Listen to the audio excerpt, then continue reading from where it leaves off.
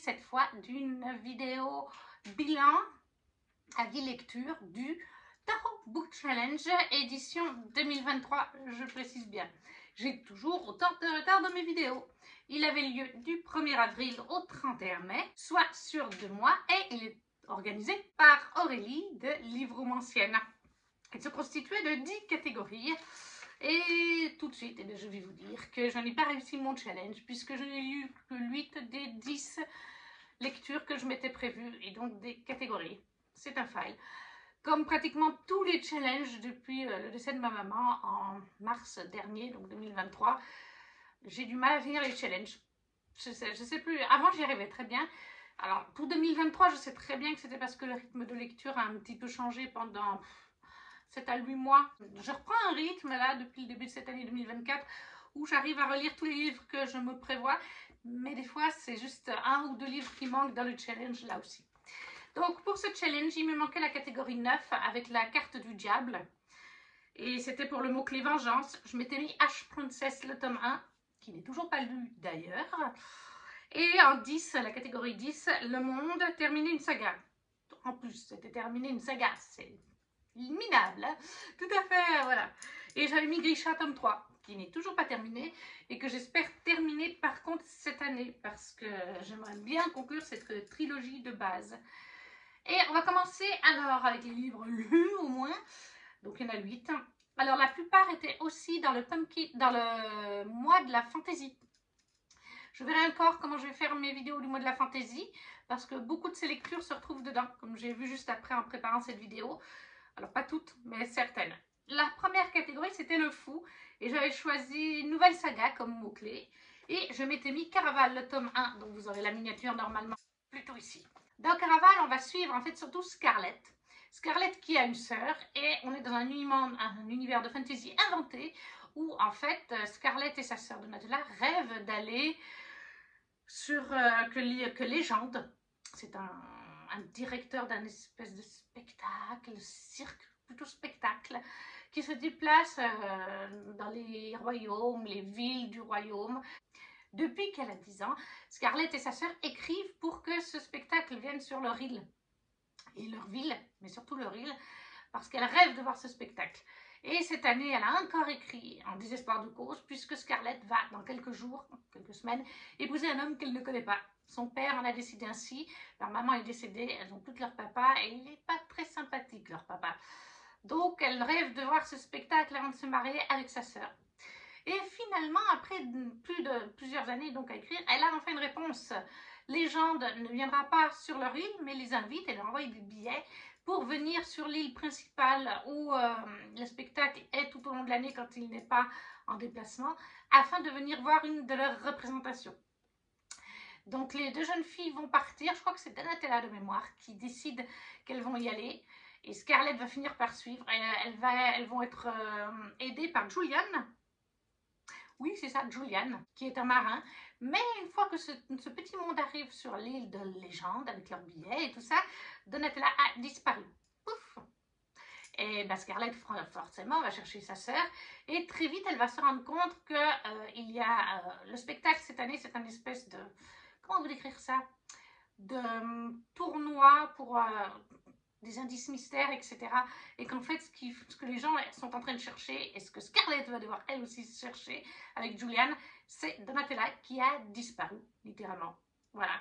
Et elle se rend aussi très vite compte que si elle ne retrouve pas Donatella d'ici la fin du tournoi officiel, je crois qu'il y a 5 nuits de mémoire, eh bien, elle est sûre qu'elle ne reverra plus Donatella.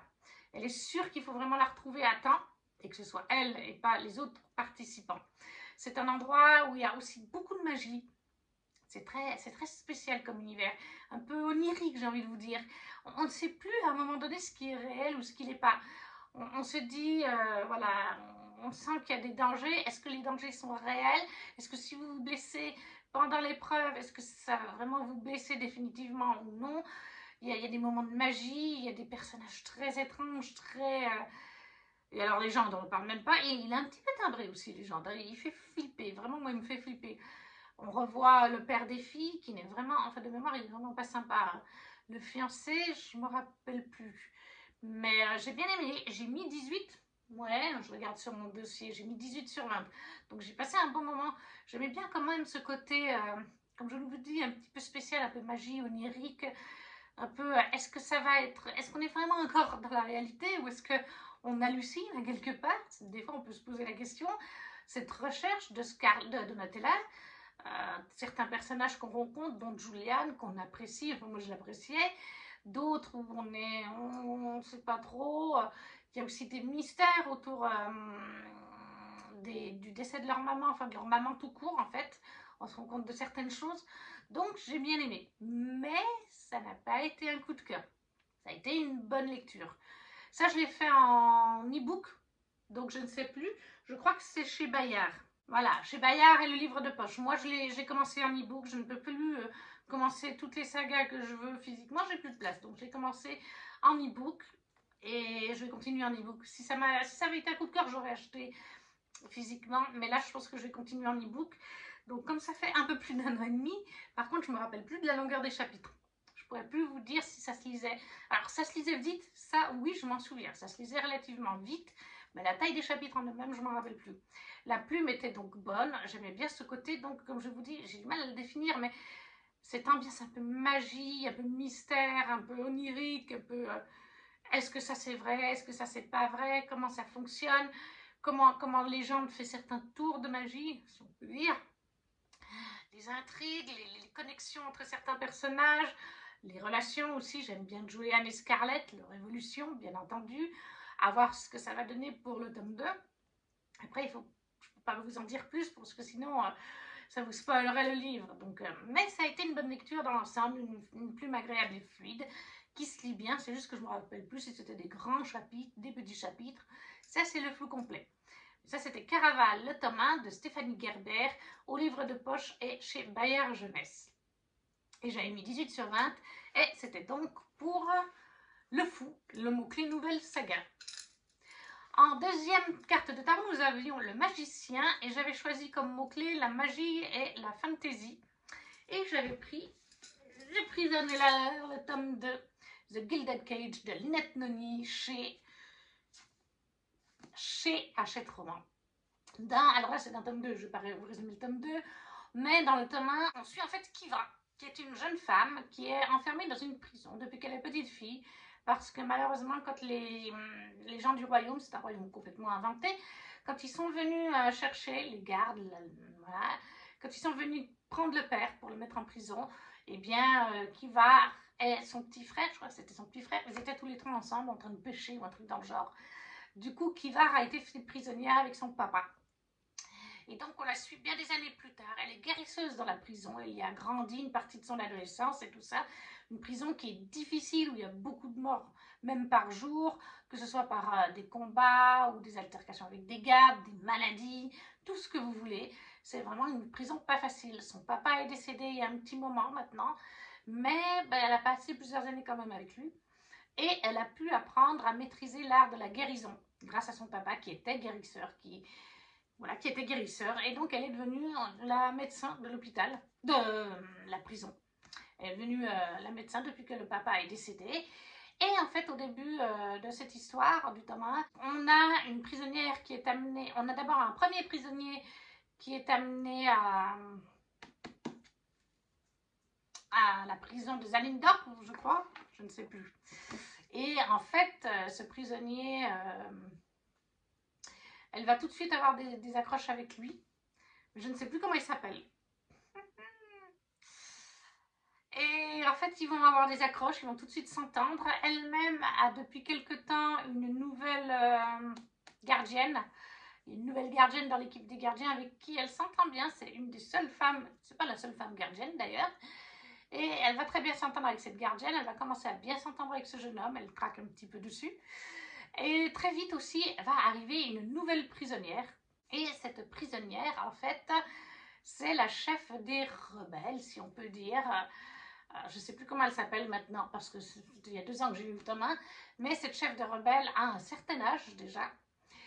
Et parce qu'en fait, on a 2 royaumes. On a un royaume, plusieurs royaumes, et un royaume qui s'est divisé en 2 au niveau du peuple il y a très longtemps en arrière, parce que de mémoire, le roi et la reine se sont divisés. voilà, pour le pouvoir.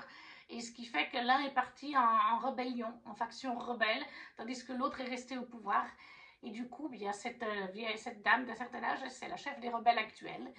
Et il y a un mot qui est écrit à quelque part quand elle l'ausculte, qu'elle trouve, Kivar, qui est un mot écrit par sa famille. Parce que dehors, sa maman et des frères, sœurs sont encore vivants, libres. Ils lui ont déjà plusieurs fois transmis des mots qu'ils essayent de faire en sorte de venir la libérer, qu'elle ne perd pas espoir. Et cette fois, sur cette chef de rebelle qui est en très mauvais état, hein, elle est complètement dans le coltard, en fait, elle est quelque part dans le coma, même si vous voulez. C'est marqué ne la laisse pas mourir, nous arrivons. Voilà, on arrive. Ne laisse pas mourir, on arrive. Quelque chose comme ça. Donc, elle sait qu'elle ne va pas devoir la laisser mourir.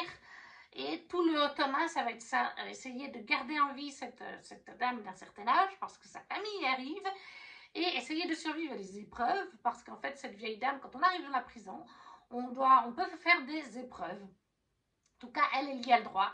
Si elle survit à ces 3 épreuves, elle sera libérée. Sauf qu'elle est dans le coma, elle est inconsciente. Kivar décide donc qu'elle fera les épreuves à sa place, puisque sa famille lui a bien dit « ne la laisse pas mourir ». Or, dès la première épreuve, si elle n'est pas consciente, elle va mourir, en fait, la vieille dame. Donc, elle va aller faire les épreuves. Il y a une épreuve de feu. Voilà, il y a plusieurs épreuves liées aux éléments. Mais je ne vous en dirai pas plus. Et du coup, Kivar va devoir apprendre à survivre aux épreuves. Elle va devoir tenter de sauver cette dame qui est inconsciente. Elle va se rapprocher de son love interest, comme je vous ai dit. Elle va devoir continuer à déjouer les complots de la prison, les batailles entre gangs et tout ça. Bref, ça c'est le tome 1. Le tome 2, nous sommes maintenant quelques temps plus tard et on est à l'extérieur de la prison pour ce tome 2, toujours avec Kivar, avec son love interest et avec la garde. Mais d'autres personnages se rajoutent dans ce tome 2. Moi, j'ai adoré le cousin du Love Interest. Le Love Interest, par contre, il a eu mon cœur. Hein. Mais son cousin, il est aussi très sympa. La garde, j'aime toujours autant. Elle est aussi très sympa. Il y a d'autres nouveaux personnages qui sont liés à la famille de Kivar. Ça fait partie de sa famille. Ceux-là, je les aime moins. Voilà, il y a un personnage que je n'aime pas du tout. L'autre, je pense que ce personnage, on peut l'apprécier. Je pense qu'on va apprendre à l'apprécier. Mais il y a un personnage vraiment que j'ai détesté. Encore une fois, Lynette Noni est très forte pour nous faire des révélations et des plot twists à la fin. Je ne me rappelle plus de tous en détail, mais il m'avait encore une fois assez surprise. Je ne m'y attendais pas. Clairement pas. Et la fin, on sait qu'on va retourner du coup, pour en tout cas une partie du tome 3, qui est le dernier tome, dans la prison. Parce que vu la fin comme ça se finit, c'est clair et net. Donc je pense qu'on aura à nouveau un côté prison assez présent, mais dans le tome 2, on est dehors de la prison. Donc c'est vrai que si vous aimez les huis clos, là c'est différent. Mais il y a toujours des enjeux politiques, des complots politiques, des complots familiaux, entre différentes familles, entre plein de choses. Moi j'adore vraiment cette saga. C'est vraiment un coup de cœur. J'ai mis 20 sur 20, voilà. Si je vous en parle en disant que c'est un coup de cœur, c'est que voilà.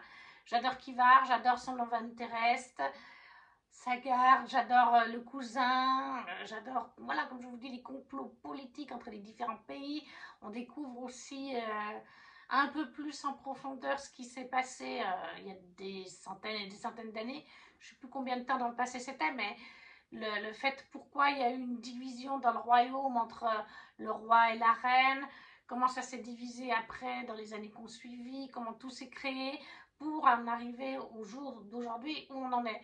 On a aussi bien sûr tout un aspect de magie qui est présent, la magie des éléments. C'était déjà là dans le tome 1, c'est là dans le tome 2. Non, vraiment, moi j'adore. Alors je me rappelle plus si les chapitres sont... Oui, les chapitres font une quinzaine, une vingtaine de pages à peu près. Mais c'est quand même écrit, enfin moi je trouve que c'est écrit quand même assez gros. Ça se lit vraiment tout seul. En quelques jours, je l'avais lu. Et comme vous savez, j'ai toujours 4, 5, 6 livres à la fois. Donc ça, si j'en lisais qu'un à la fois, je pense quand même pas 2 jours, ce genre de bouquin. Il serait terminé en fait.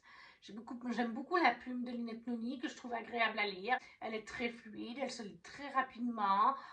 J'adore les personnages, j'adore l'univers. Bref, pour moi c'est un coup de cœur. Je ne peux que vous conseiller. Donc, The Prison Mailer, le tome 2, The Gilded Cage de Lynette Noni chez Hachette Roman. 20 sur 20 pour la catégorie donc le magicien, les mots-clés magie et fantasy. La troisième catégorie, c'était la grande prêtresse, avec mystère et secret en mots-clés que j'ai coché. Et j'ai mis du coup mystère et secret, le pont des tempêtes, le tome 1 de Daniel Elgenschen chez Brajlon. Est-ce que j'ai vraiment besoin d'en parler? On va passer cette saga partout. On va suivre en fait Lara, qui est élevée depuis son plus jeune âge avec ses autres sœurs. Elles sont princesses toutes. Et le roi les élève dans le désert, incognito, à l'abri de tous, dans une oasis. Elles ont des professeurs qui sont là pour apprendre l'art des poisons, l'art du combat, être fortes physiquement, donc tout ce qui est sport, etc. L'art de séduire, parce qu'en fait, une d'entre elles, celle qui sera la meilleure quand le roi viendra les chercher, la meilleure d'entre elles épousera Aren, le roi de Itikana. C'est un accord qui a été passé entre les deux peuples quand les parents d'Aren étaient encore vivants avec le roi de l'autre royaume, l'autre royaume est déjà Maridrina. En fait, vous avez là, en fait, le royaume d'Itikana, c'est toutes les petites îles que vous voyez là. Et là, vous avez un royaume qui est Arandal et Amarid. Et là, vous avez Valcota et Maridrina. Et le plus simple, c'est quand même de passer par ces petites îles parce que là, vous avez des tempêtes, des typhons, des machins. C'est assez dangereux. Et ces petites îles, comme vous le voyez de tout près, elles contiennent en fait un pont. Un pont qui est géré par le royaume d'Itikana. C'est vraiment un pont, je ne pourrais pas vous en parler, c'est très... Mais il est très ingénieux ce pont. Hein. Il fait toute la longueur de l'océan, de la mer. Je ne sais pas si c'est une mer. La mer des tempêtes. Bon, voilà. Et ça permet de faciliter en fait les échanges commerciaux entre les différents royaumes, sans avoir à passer par la mer, qui est dangereuse, où les navires peuvent finir dans les tempêtes, etc. Sauf que, en fait, voilà, donc le roi et la reine, on dit que Aren épouserait la princesse ou une des princesses du royaume de Maridrina. Sauf que le père d'Aren, c'est pas du tout, en fait, simplement un mariage pour faire la paix, chose qui est en vigueur depuis des années, hein, ils sont plus vraiment en guerre, mais en fait, le roi veut connaître tous les secrets d'Itikana et surtout du pont. Et donc, en fait, il a formé ses filles avec des professeurs afin qu'elles soient expertes. Comme ça, celle qui gagnera en quelque sorte le droit d'épouser Aren devra s'infiltrer petit à petit dans Itikana, comprendre le fonctionnement du pont, trouver les failles et tout ça, comment fonctionne le royaume. Pareil pour Aren et surtout séduire Aren afin de vraiment coucher avec pour ensuite faire un rapport au père qui pourra alors envahir le pont grâce à tout ce que sa fille aura découvert et tuer Aren par la même occasion pour devenir le roi aussi d'Itikana. Sauf que vous vous imaginez bien, on est dans un Enemies to Lovers, ça va pas se passer comme ça. Lara va au fil du roman découvrir le caractère d'Aren. Aren, c'est un homme adorable, il est même trop gentil parfois. Alors il sait être méchant, attention. Hein. Si on vient pour essayer d'envahir son royaume, ça arrive à un moment donné, il y en a qui essayent d'envahir, il va aller se battre. Mais c'est aussi un homme adorable, un roi gentil, il a des amis qu'il adore et tout ça, et Lara va apprendre à le connaître. Tout comme lui va apprendre à connaître Lara, et ils tombent amoureux l'un de l'autre, bien sûr. Et vous imaginez bien, c'est souvent le cas dans ce genre de romantasy enemies to lovers. Lara va aussi découvrir le peuple d'Itikana et va commencer à se poser des questions. Est-ce que c'est vraiment bien ce que je fais avec mon père? Parce que ces Itikaniens, ils sont pas vraiment richissimes, c'est des petites îles. Est-ce que, voilà, elle découvre vraiment plein de choses, elle se remet plusieurs fois en question. Elle remet en question Aren, elle remet en question son père, enfin voilà, elle est paumée à un moment donné. Je vous en dirai pas plus. Mais voilà, à la fin du tome 1, par contre, on a un gros cliffhanger qui donnait carrément envie de lire le tome 2. D'ailleurs, la note est de 20 sur 20. J'ai eu un coup de cœur sur cette saga. Voilà, j'ai adoré. Là, on est vraiment... Alors, on n'a pas de magie et tout ça dans cette fantasy. C'est des royaumes... Alors, ça s'appelle une fantasy parce que c'est des royaumes inventés. Mais il n'y a aucune magie, aucune créature magique. On reste vraiment, en fait, sur des complots politiques. Tout simplement. Sur des royaumes et des complots politiques. Mais j'adore aussi. Il n'y a pas forcément besoin de magie. C'est déjà le cas dans Prince Captif. Il y a zéro magie. C'est des complots politiques entre royaumes. Là, c'est pareil. On est dans ce genre-là. J'ai adoré le fait que ça se passe sur Itikana pour ce tome 1. Parce que les fantaisies sont souvent... Alors des fois on est un petit peu sur l'océan et la mer aussi, ou sur des îles, mais c'est pas comme là vraiment avec ce pont, j'ai trouvé ça vraiment différent et original. J'ai bien aimé, ça sentait bon, le chaud, la chaleur, les îles, c'est le cas de le dire. Alors il y avait tout ce qui avait l'aspect aussi nature des fois, hein. Il y avait un moment où il y avait des serpents, plusieurs moments. Ça c'était moi mon truc. Je m'en passe des serpents, j'ai la phobie de ça. Donc juste de voir les phrases, j'étais... Mais voilà, j'ai adoré Lara, j'ai adoré Aren. Aren, c'est le genre de book boyfriend qu'on aimerait tous avoir, tout avoir. Voilà, Lara et Aren, leur relation à tous les deux. J'avais hâte de découvrir ce qui allait se passer. La plume de Daniel L. Jensen, c'était mon premier Daniel L. Jensen. Je l'ai adoré. C'est une plume adulte. Il y a 2 scènes, je crois, ou peut-être 3 scènes spicy. Alors, c'est pas les scènes les plus spicy. Si on compare au dernier tome d'Akotar, le 5, le tome sur Mesta, clairement, on n'est pas de ce level-là. Mais je préviens quand même pour ceux qui n'aiment pas trop ça. Après, elle reste assez soft et il n'y en a pas tant que ça. Je crois vraiment qu'il n'y en a que 2, voire 3. Mais c'est un récit adulte. J'ai beaucoup aimé, comme je vous disais, la plume de Daniela Jensen. Je trouve qu'elle décrit bien les choses, les relations. C'est une plume fluide, encore une fois. Je le dis souvent, mais c'est la vérité. Là, vraiment, la plume, je l'ai trouvée agréable, fluide. Les chapitres passaient à toute vitesse. Et je l'ai lu très vite, en 2-3 jours aussi, parce que c'était addictif. Et ça a été d'ailleurs pareil, spoiler alerte pour le tome 2. Donc, c'est pour ça que je m'en rappelle. Je peux vous dire que je lis vite parce que je l'ai lu il n'y a pas longtemps, le tome 2. Mais voilà, Daniel L. Jensen, Le Pont des Tempêtes, le tome 1, chez Brajon, 20 sur 20, c'est un joli coup de cœur, une petite pépite, je surkiffe. Pour la 3e catégorie, La Grande Prêtresse, pour les mots-clés mystère et secret. Ensuite, nous avons en 4 le Hérophante. Les mots-clés que j'ai choisis, c'est tradition, passé, origine, héritage, croyance. Et là, je vous mets le livre ici parce que je n'en ai plus, je l'ai revendu. J'ai lu Le Temps des sorcières de Alix et Haro, paru chez Hachette Roman, si je ne me trompe pas. Hachette et Rose, voilà, j'ai été regarder sur Booknode parce que j'ai revendu le livre. Mais j'ai quand même mis 17 sur 20. Hein.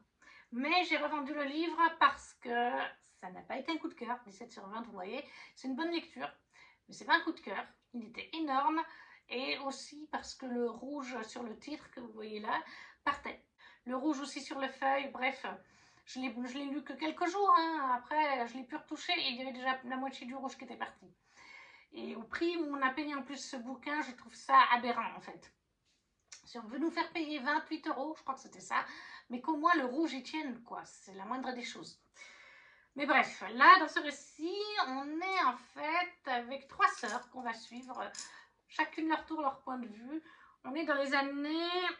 Là, c'est pas marqué sur le résumé. Donc, je sais plus. On est dans une planète qui pourrait être la nôtre, qui est la nôtre en fait, mais un tout petit peu différent. Il y a des petites différences. On pourrait dire un monde parallèle similaire au nôtre. Et en fait, on est dans les années 1900 ou 1800, je ne sais plus exactement. On va suivre en fait ces 3 sœurs qui sont séparées depuis plusieurs années, elles ne se parlent plus. C'est donc les sœurs Eastwood, Bella, Agnès et Geneviève. Et en fait, elles vivaient toutes les 3 avec leur papa et dans un village ou plus loin. Et avec leur maman, elle est décédée. Leur maman les avait formées un petit peu à des bases de magie. Mais dans ce monde-là, cet univers-là, la magie n'est plus autorisée, elle est prohiminée parce qu'il y a eu la chasse aux sorcières. La fameuse chasse aux sorcières de Salem qui a eu lieu et tout ça, les procès, les sorcières brûlées. Et maintenant, en fait, la magie, les sorcières se cachent, etc. Elles apprennent la magie par les plantes ou par les mots aussi. C'est pas forcément avec une baguette magique, hein, vous voyez. C'est par les mots, c'est par les plantes, par les livres. Mais la magie se fait très discrète. Et donc, chacune de ces 3 sœurs, elles se sont perdues de vue. Il y a eu en plus un petit truc dans le passé. Après, c'est ça qui a fait qu'elles se sont divisées. Il y en a une qui est partie, puis les 2 autres sont parties plus tard. Et elles ont chacune perdu contact les unes avec les autres, mais comme par hasard, elles se retrouvent dans la ville. Eh bien, c'est pas marqué dans le résumé, mais il me semble que c'est la Nouvelle Salem. Elles se retrouvent dans la Nouvelle Salem, qui est une ville qui a été construite pas loin de l'ancienne Salem, où il y a eu toutes ces horreurs et tout ça. Elles vont se retrouver par hasard. On est à une époque où, en fait, on a un gouvernement en place. Je crois qu'il y a des élections ou quelque chose comme ça. En tout cas, il y a des problèmes avec le gouvernement. Il y a des personnes qui veulent se faire entendre, les femmes particulièrement, parce qu'à cette époque-là, les femmes, c'était tu travailles à la maison ou tu travailles dans une entreprise, mais tu as un salaire inférieur, tu n'as pas le droit de vote, tu n'as pas le droit de ci, bref, comme nous à une certaine époque. Et c'est à ce moment-là où les femmes ont commencé à faire la révolution, à faire des grèves, à aller dans les rues, à manifester, de manière pacifique ou non. Certains groupes c'était pacifique, d'autres non. Et les trois sœurs vont se retrouver par inadvertance au milieu d'une manifestation du groupe de femmes contre le gouvernement, pour avoir des droits supplémentaires, pour être reconnues en tant qu'égaux aux hommes, etc. Et en fait, les sœurs vont rejoindre ce mouvement, mais l'une d'entre elles, elle veut rejoindre ce mouvement parce qu'en plus, elle voudrait développer le côté magie, le côté coven, le coven. Elles vont y rester un moment, et puis après, elles vont finir par partir et créer leur propre coven, maintenant qu'elles se sont retrouvées. Et elles vont avoir une quête pour retrouver quelque chose lié à la magie, mais je ne veux pas vous dire quoi, sinon ça vous spoilerait trop. Mais on tourne voilà, autour de la magie, autour de coven de sorcières. On va découvrir qu'il n'y a pas que les sorcières telles quelles. Il y a aussi les sorcières, si je me rappelle bien, elles sont de couleur. Je crois que c'est des sorcières qui viennent de la Nouvelle-Orléans, donc vous voyez, la peau un peu de couleur, etc. Mais qui sont aussi mal vues par cette société, forcément parce qu'elles sont de couleur. On a aussi toute une notion LGBT parce qu'on a trois sœurs et l'une d'entre elles aime les femmes. Elle va aller d'ailleurs avec une femme, une autre aura une romance avec un jeune homme. Enfin bref, on a le côté aussi mère toute seule qui doit s'assumer. Il y a plein de représentations en fait là-dedans et très intéressantes parce que bien sûr que certaines représentations sont pointées du doigt, genre la mère célibataire, à cette époque-là ça se fait pas, les personnes de couleur, les couples homosexuels, donc ça amène toutes ces notions et ça j'ai bien aimé. Il y avait une certaine poésie, un certain lyrisme dans la plume, la pluie que j'ai beaucoup aimé aussi. Mais en même temps, ça rendait le récit assez intensif, je trouvais. J'ai mis du temps à lire ce roman. En plus, il était gros. Parce que cette plume n'était pas, elle n'était pas fluide, c'est le cas de le dire. À mes yeux, elle était vraiment intensive. Il fallait se concentrer pour bien comprendre les choses. Très belle, mais il faut bien se concentrer. Il y avait aussi des notions, alors je ne sais pas si c'est vraiment le cas ou pas, mais on avait des fois au début de chapitre, ça reprenait des romans connus ou des poèmes connus, des choses comme ça, sauf que j'avais l'impression qu'on nous changeait. Par exemple, il me semble qu'à un moment donné, on parlait des frères Grimm, sauf qu'on ne parlait pas des frères Grimm, on parlait des sœurs Grimm. Même ça, j'avais été chercher sur internet et je n'ai pas trouvé grand-chose. Donc j'ai l'impression qu'en fait, l'autrice ou l'auteur, dans ce roman, a voulu des fois prendre des choses qui étaient au masculin, dans des livres ou des personnages connus, et les mettre après au féminin. Ça, c'est mon ressenti. Peut-être que je peux me tromper, mais voilà, je n'ai jamais entendu parler des sœurs Grimm. Les frères Grimm, mais les sœurs Grimm, jamais. Mais voilà, j'ai adoré ce mélange avec bien sûr tout l'aspect magie.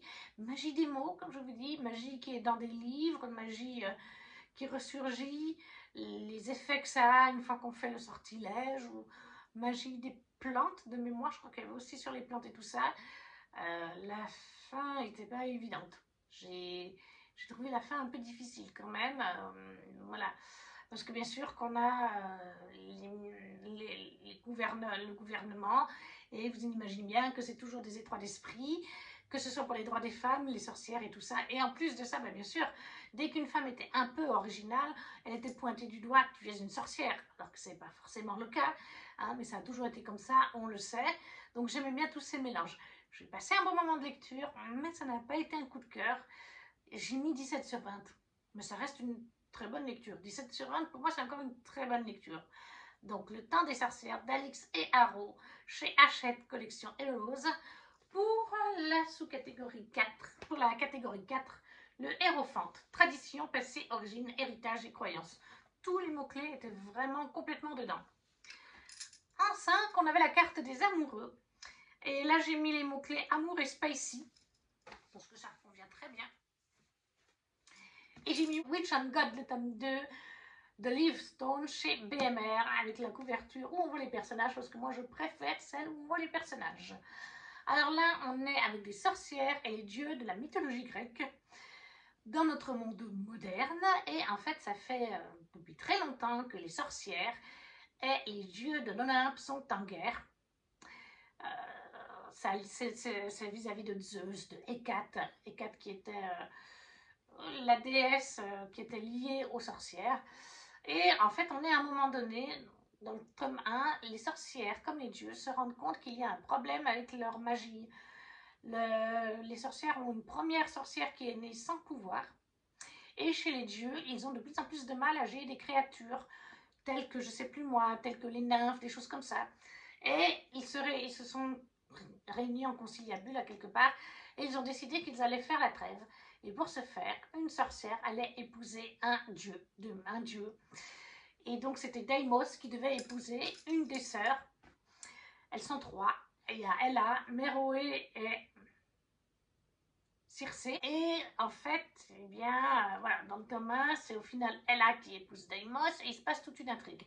Là, on est dans le tome 2. Chaque tome est consacré à une des trois sœurs pour la trilogie de base, avec son love interest. Et là, ce tome, c'est sur Circé, qui est la sœur du milieu, avec Hermès. Depuis le tome 1, Circé et Hermès se cherchent un petit peu. On sent bien qu'il y a un truc entre eux, mais qu'ils essayent d'y repousser au maximum. En tout cas, Circé, elle tente d'y repousser. Et là, en fait, dans le tome 2, il va se passer un événement, mais je ne veux pas vous dire lequel, qui fait que Circé va finir en enfer. En fait, voilà, elle est morte. Voilà. Mais elle est persuadée qu'il y a un truc là-dessous, parce qu'elle est persuadée qu'elle n'aurait pas dû mourir, qu'il y a une embrouille là-dessous, liée certainement à Zeus ou quelqu'un d'autre. Elle en est persuadée, et elle enquête aux enfers. Et Hermès, qui donc était attaché à elle, comme vous l'avez déjà compris, vient l'aider dans son enquête parfois, quand il peut, et bien sûr qu'ils vont se rapprocher.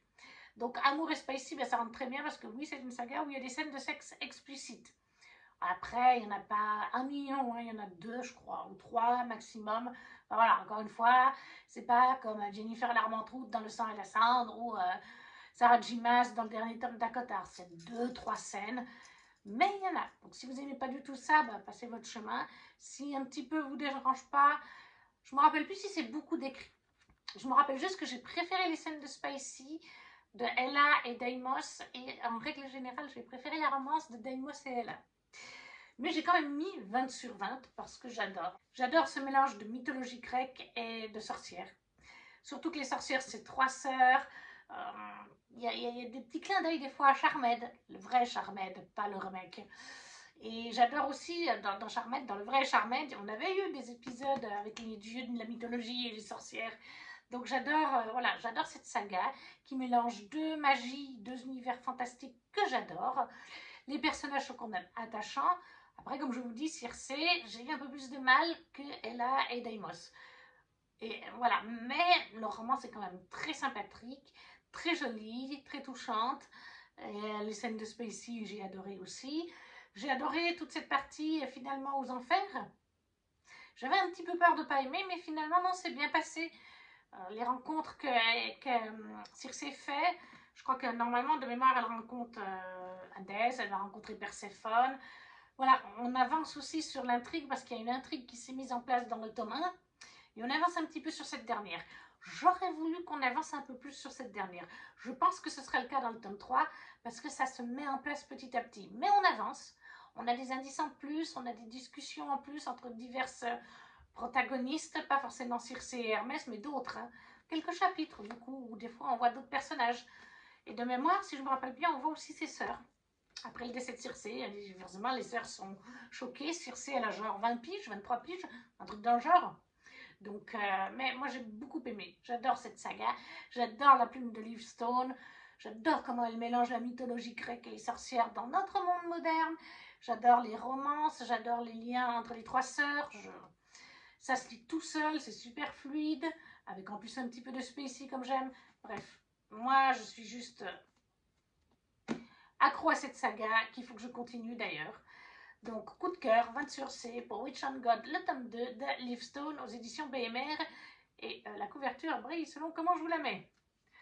Et ça, c'était donc pour la catégorie 5, les amoureux, spicy et amour. Ensuite, en 6, nous avions le chariot. Les mots-clés que j'ai sélectionnés, c'était plan, bataille et sortir de sa zone de confort, parce que c'est pas un genre que je lis beaucoup. Je me suis mis Sistra, le tome 2 de Marine Stengel aux éditions Plume Blanche. Magnifique édition avec un petit peu de... Voilà. Alors, c'est une duologie, Sistra. Le tome 1 et le tome 2 ne sont pas pareils, mais ça se passe par contre dans le même monde, c'est le nôtre, dans le futur. Seulement, il y a eu le réchauffement climatique, il y a eu plein de problèmes. Les gouvernements ont dû prendre des mesures drastiques parce que sinon, on allait à la catastrophe mondiale, on allait à l'apocalypse, à quelque part. Et du coup, dans le tome 1, on est en France où il y a la loi Sistra qui est en vigueur, qui fait que vous n'avez le droit qu'à un seul enfant par couple. Si vous avez 2 enfants, les 2 enfants vous seront pris, des tests seront faits dessus pour savoir dans quelle école aller. Il y a une école où ils apprennent l'art de se battre et tout ça de manière physique, donc avec le sport inclus, et l'autre école où ils apprennent l'art de la guerre de manière mentale. Ils n'ont même pas le droit de faire la course, par exemple. Et lorsque le premier des 2 enfants a la majorité, à 18 ans, 18 ou 21 ans, je crois que c'était 18, eh bien, les 2 sont envoyés, même si l'autre c'est un gamin de 10 ans, hein, c'est pas grave, ils sont envoyés dans un pays qui n'existe plus maintenant, qui est une zone où on envoie donc les enfants, les adolescents ou jeunes adultes, se combattre.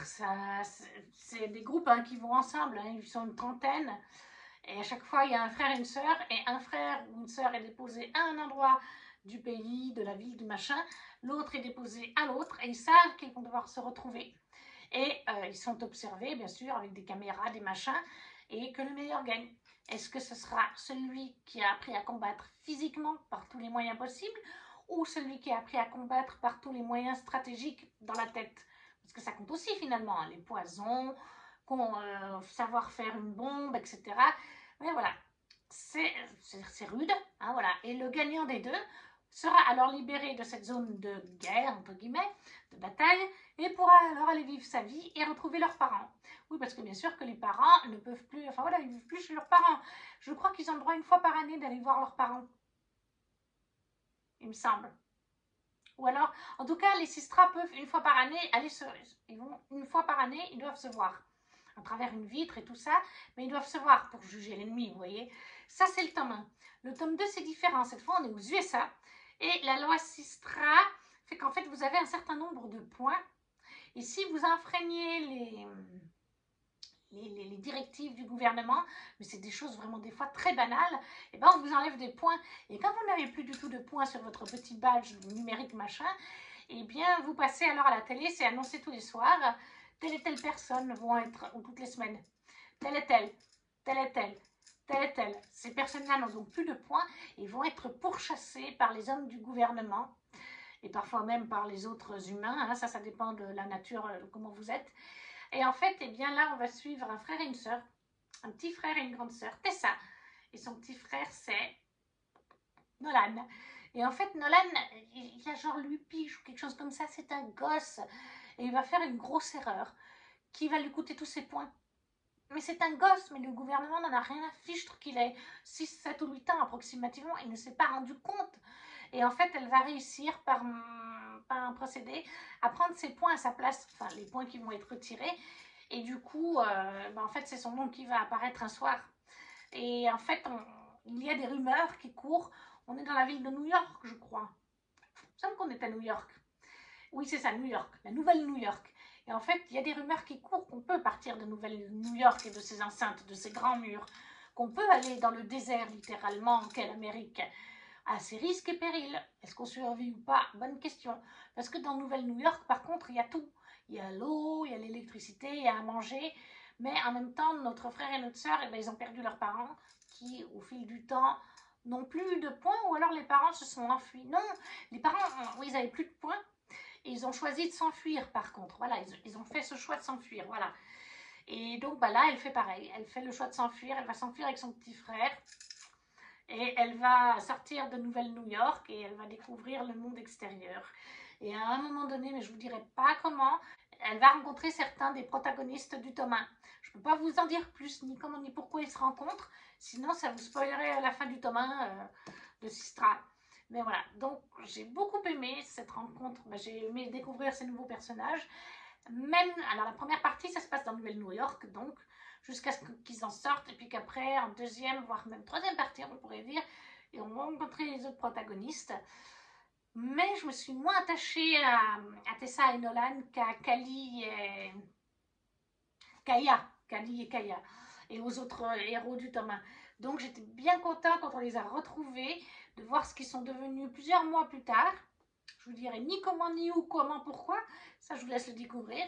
Mais j'ai beaucoup aimé voilà, les redécouvrir, découvrir ce qu'ils faisaient à ce moment-là. J'ai beaucoup aimé la fin de ce tome.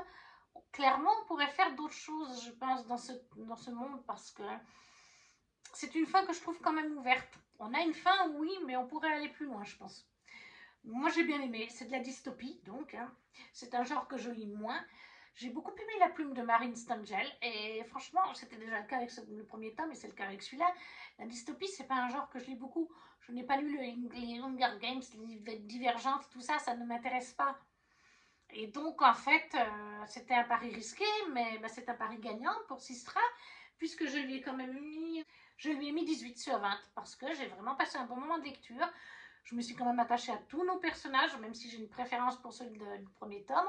J'ai trouvé La Plume très bonne, j'ai trouvé l'idée de ce monde futur avec ce qui s'est passé très bon, très rude, très difficile, bien sûr. Les questions qu'on se pose à l'intérieur, j'aime beaucoup. Les chapitres, est-ce qu'ils étaient longs? Je crois pas qu'ils étaient longs. Ouais, là par exemple, j'ai un chapitre qui fait 2 pages. Donc clairement, celui-là, il n'est pas long. Là, il y en a un qui fait 4-5 pages. Oui, c'était pas des gros chapitres. On est vraiment, que ce soit dans le tome 1 comme dans ce tome 2, avec les points de vue de Nolan, de Tessa, mais aussi des héros du premier tome, dont je ne vous dirai pas lesquels survivent ou pas. C'est pour ça que je vous dis juste les points de vue. Donc ça, j'ai aussi beaucoup apprécié, c'est un roman choral. Donc ça, 18 sur 20 pour Sistra, le tome 2 de Marine Stangel aux éditions Plume Blanche. Pour les mots-clés, la catégorie Le Chariot, les mots-clés sortir de sa zone de confort, bataille et plan. Et guerre, du coup. Ça rentre aussi très bien. Une fois qu'on a lu le tome, on peut se dire que c'est la guerre rentrée aussi. En catégorie 7, on avait La Roue de la Fortune avec un mot-clé que j'ai sélectionné, Destin et Prophétie. Et je me suis mis le tome 2 en anglais de Flesh on Fire de Jennifer Armentrout, qui est donc le spin-off du Sang et la Cendre de From London Ash, qui est, je ne sais plus comment il s'appelle en français, La Chair et le Feu, je crois.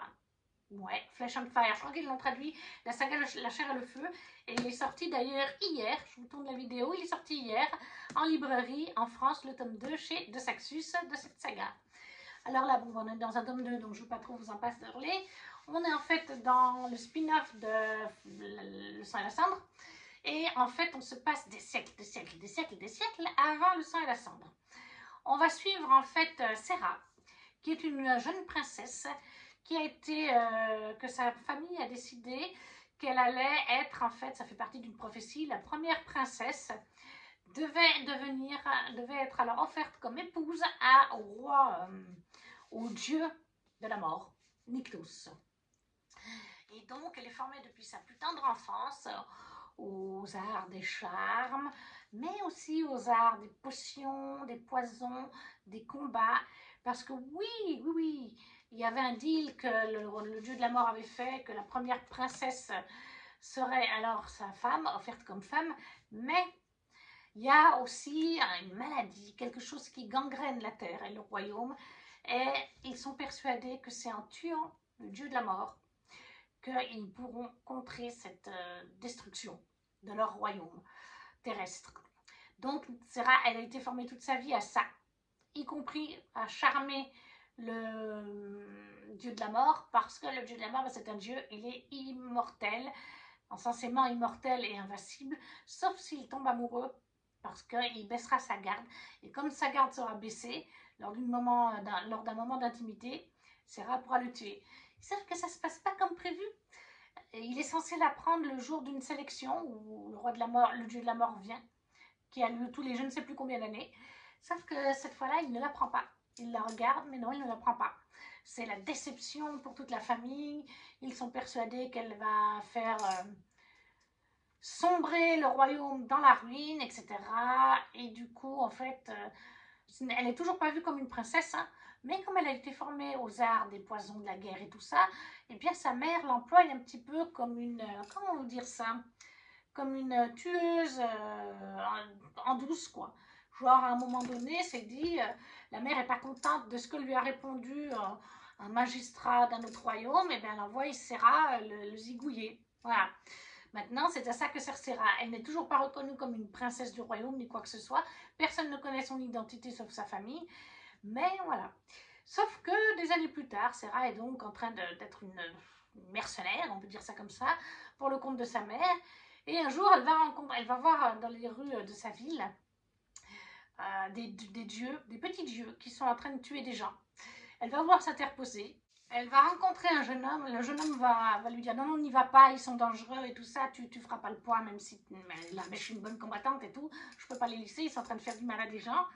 Et en fait, elle comprend très vite qu'il vient lui-même du royaume des dieux, qui est Elysium, en fait, le royaume des dieux. Elle comprend qu'il vient de là-bas. Elle pense qu'il est aussi peut-être un demi-dieu ou un dieu mineur, comme ceux qui sont en train d'attaquer ces gens-là. Sauf qu'en fait, ce jeune homme est lié à Nyctos d'une certaine façon. Et ça fait que petit à petit, ils vont se rapprocher, créer des liens entre eux, jusqu'à un événement qui fait, il faut que je reste vague, que Serra va être forcée de quitter son royaume pour aller à Exilium et aller avec Nyctos. Là, on est dans le tome 2. Sur la fin du tome 1, on a eu plein de révélations pour Serra et Nyctos, pour le royaume des humains, pour le royaume d'Exilium. On a eu plein de révélations qui sont importantes pour le sang et la cendre, qui sont liés, c'est des prophéties, donc c'est pour ça que le mot prophétie qui rentre en ligne de compte avec le sang et la cendre. Vraiment, les prophéties et les destins là-dedans sont entremêlés avec des siècles et des siècles d'écart, hein, mais c'est entremêlé, ça correspond les uns avec les autres. En plus des liens de sang qu'il y a avec certains personnages, et puis que d'autres qu'on retrouve parce que c'est des immortels, ou qui vivent très longtemps. Là, on est dans le tome 2. J'ai aimé l'évolution de la relation entre Nyctos et Serra. Je m'en doutais que ça allait évoluer, je l'espérais. La fin m'a laissé sur le popotin une nouvelle fois. Je l'ai lu depuis plus d'un an et demi, donc maintenant j'hésite. Mais oui, maintenant, ouais, la fin, oui, voilà. Serra est dans une situation délicate à la fin. J'avais envie de lire la suite. Et par contre, je n'ai toujours pas lu la suite. C'est toujours aussi bon, c'est toujours un 20 sur 20. J'adore toujours autant cette saga que le sang et la cendre, même si je reste pour l'instant sur une préférence pour le sang et la cendre. Voilà, je n'y peux rien. J'ai une petite préférence pour le sang et la cendre, pour Poppy et Hawk. Mais j'adore Nyctos. Hein. Nyctos, pépite. Serra est aussi un bon personnage, mais je préfère Poppy. Nyctos et Hawk sont à peu près ex-aequo. Mais voilà, j'adore toujours autant cette saga. C'est en anglais, mais j'ai tout bien compris. L'écriture de Jennifer Larmentrout, même en anglais, elle se comprend plutôt bien. Il faut avoir des bonnes bases quand même. Hein. Vous n'allez pas lire ça si vous êtes nul en anglais, ça c'est sûr. Mais si vous avez un niveau, que vous regardez des séries télé, des choses comme ça, je pense que vous pouvez largement comprendre. C'est de la même trempe au niveau de la plume que le sang et la cendre. Voilà. Il y a toujours, bien sûr, des scènes de Spacey. Il y en a pas mal. C'est son truc avec le sang et la cendre et cette saga. Même s'il y en a un peu moins dans celle-là, je trouve que dans le sang et la cendre. Ça, c'est juste un sentiment que j'ai. C'est que dans le sang et la cendre, ça déborde. De partout. Ok, il est obsédé par la chose. Je dis pas que Nyctos ne l'est pas, mais on en a un petit peu moins. On nous met en place, bien sûr, la suite des conflits dans cette époque qui a des répercussions à l'époque de Poppy et Hawk. On sent que les choses vont s'imbriquer les unes dans les autres petit à petit, qu'à un moment donné, le petit monde va finir par se retrouver certainement. D'ailleurs, j'ai hâte de ça. Donc, Flash on Fire, A Light in the Flame de Jennifer Larmentrout en anglais.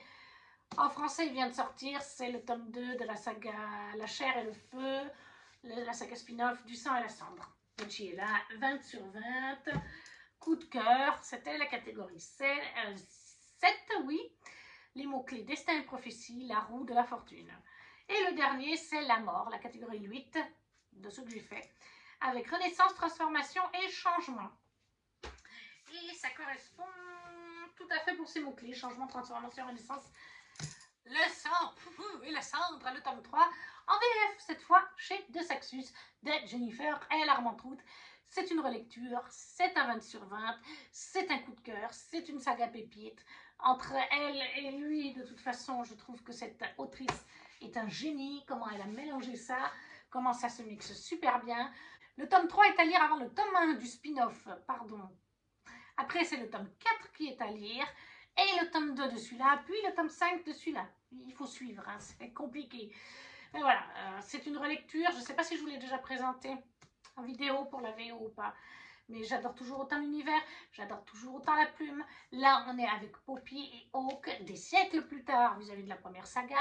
Les royaumes mortels n'ont même plus les mêmes noms de villes et de royaumes. Et on suit en fait Poppy, qui est élevée comme la pucelle depuis qu'elle est enfant, depuis qu'elle a survécu à un incident. Et en fait, elle est isolée de tout le monde, elle vit voilée, elle n'a le droit de parler qu'à 5 ou 6 personnes dans sa vie, 5 ou 6 personnes qui ont le droit de la voir. Elle n'a pas le droit de sortir, elle n'a pas le droit de lire autre chose que des livres d'histoire, elle ne peut pas lire de la romance ou quoi que ce soit, ça lui est interdit.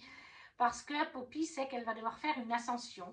Alors il y a d'autres humains qui font l'ascension, mais elle sait que la sienne sera différente et que ça devrait apporter des choses au royaume et à la guerre contre l'autre royaume, qui est le royaume de l'Atlantide. Et en fait, à la fin du tome 1, elle va faire plein de découvertes qui vont remettre tout en cause, tout ce qu'elle connaissait. Il faut que je reste très vague. Et là, petit à petit, elle continue de faire des découvertes dans le tome 2 et dans le tome 3. On en fait des découvertes dans le tome 3, on en fait des captivantes. Même Hawk découvre des choses sur sa mère, son père, qu'il ne pensait pas. Enfin voilà, on découvre des choses sur le royaume d'Ozolis. De Solis, voilà. Ouais, il y a plein de révélations. Franchement, ça bouge tout le temps, il y a plein de révélations. Moi, je ne vois jamais venir les révélations. Je me fais à chaque fois voir. Et la fin de ce tome 3, bah, elle donnait juste envie d'enchaîner avec le tome 4. Vu ce qui s'y passe, on était dans la grosse mouise, c'est le cas de le dire. Mais voilà, j'ai adoré. Poppy continue d'évoluer. Depuis le tome 1, elle fait sans cesse des évolutions. C'est pour ça que j'ai mis dans Renaissance, Changement et Transformation. Parce que ça correspond déjà, rien que pour Poppy, tous ces mots-clés. Voilà, ça correspond dans le tome 4 encore. Et encore plus dans le tome 5. Poppy ne cesse d'évoluer. Ses pouvoirs, parce qu'elle en a, mais je reste très vague là-dessus, ne cesse d'évoluer. On ne cesse de lui dire tu es ça ou ça, parce qu'au début on ne sait pas bien. Et après on lui dit ah non, tu es plutôt ça alors. Et puis après il y a d'autres personnages qui arrivent et qui disent non, en fait tu es ça et ça. Et puis plus tard, je ne sais plus si c'est dans celui-là. Oui, c'est dans celui-là qu'on va découvrir encore d'autres choses vis-à-vis de sa famille, d'elle-même. Donc voilà, Poppy ne cesse d'évoluer. Donc transformation, évolution, renaissance et changement, c'est totalement pour Poppy.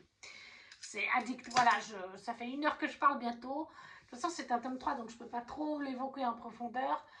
Plume super agréable, super fluide. Moi, j'adore. Je sais qu'il y a des gens qui se lassent. C'est vrai aussi parce qu'il y a énormément de spicy. Même moi, je reconnais qu'il y a des fois, ils sortent d'une bataille, ils sont pleins de sang et ils s'envoient en l'air. Même moi, des fois, je me suis quand même dit, enfin, vous sortez d'une bataille, vous êtes tout poisseux de sang, on ne s'envoie pas en l'air quand on a peut-être envie de se laver avant. Non, pas Hawk et Poppy. Mais moi, j'adore le spicy, donc ça ne me chagrine pas comme certains. Mais je peux comprendre qu'il y ait trop de spicy pour certaines personnes parce qu'il y en a beaucoup. Donc si vous n'aimez pas ça, vous n'aimerez pas cette saga. Par contre, on sent que gentiment, on va être lié aux mythologies et aux dieux, à la fin du tome 3 surtout. Et ce sera le cas dès le tome 4. Il y a vraiment tout un aspect mythologie. Alors, elle était déjà développée, mais c'était en retrait, vous voyez. On était plus sur le royaume de Solis et d'Atlantide. Et là, on entre dans ces entités mystiques, mythiques et tout ça. Des personnages sont liés dans les 2 sagas. Je ne peux pas vous en dire plus, mais voilà, c'est pépite. Moi, j'adore. Que ce soit en VO ou en VF, c'est toujours un plaisir. 20 sur 20, coup de cœur monumental sur cette saga. Pour donc la catégorie la mort, changement, transformation et renaissance.